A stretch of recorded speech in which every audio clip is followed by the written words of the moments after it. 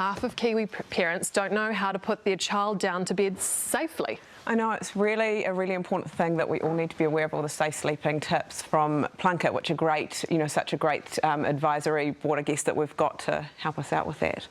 Do we know some main mistakes that people are making, some assumptions that Kiwi parents have that aren't actually safe? Yeah, so I guess one of the big things is making sure that babies go down on a firm and flat surface, but you still want them to be comfortable, and they need to be safe in their cot without any extra pieces lying around. So no loose blankets. They need to make sure that the mattress fits the cot safely, no wide gaps, so they could, I guess, be getting trapped in the side.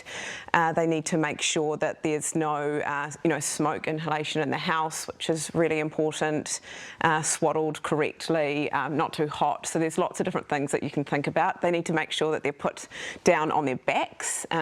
Sometimes people worry about flat head, so they put them on their sides, and babies on the tummy if they're worried about different things. So it's really important that they go on their backs. So the first thing is to make sure that you've got a nice, comfortable, firm mattress. So most mattresses have been tested, but it's just something to check out there, and that it fits your cot safely. So there's no more than 2 centimetres all the way around, or 4 centimetres when you push it up against the side of the cot.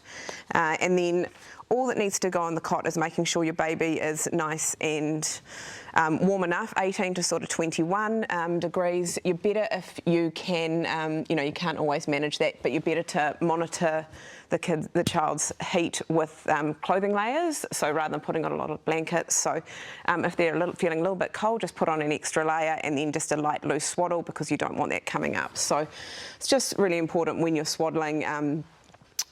Everyone's got lots of different ways to do it, but making sure that it's not going to go above the baby's head. So just around like that, tucking it in nice and tight.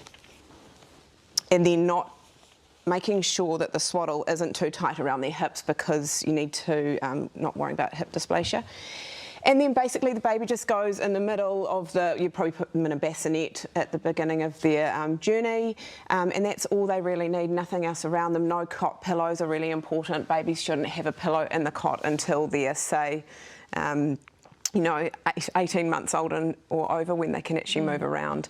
The other thing is not having a swaddle once they can move and roll over. Are there standards in New Zealand to make sure things are safe? Because it's so hard to know when you're a parent and you're going out there, you want the best for your kids, but how do you know if something's safe or not? Yeah, see, this is a really big issue of mine, because there are lots of standards, but they can be a little bit confusing. There's lots of standards that are mandatory for the cot. There's actually no mandatory standards for mattresses yet. They're all non-mandatory, but you can test them, and there are a lot of businesses doing it with the mattress, but often the bassinet hasn't been tested as well. So that's really an important thing, because that's a big issue, is that first 6 months of their life, when they are often in a bassinet, you need to make sure that it's firm and flat and really comfortable for the baby.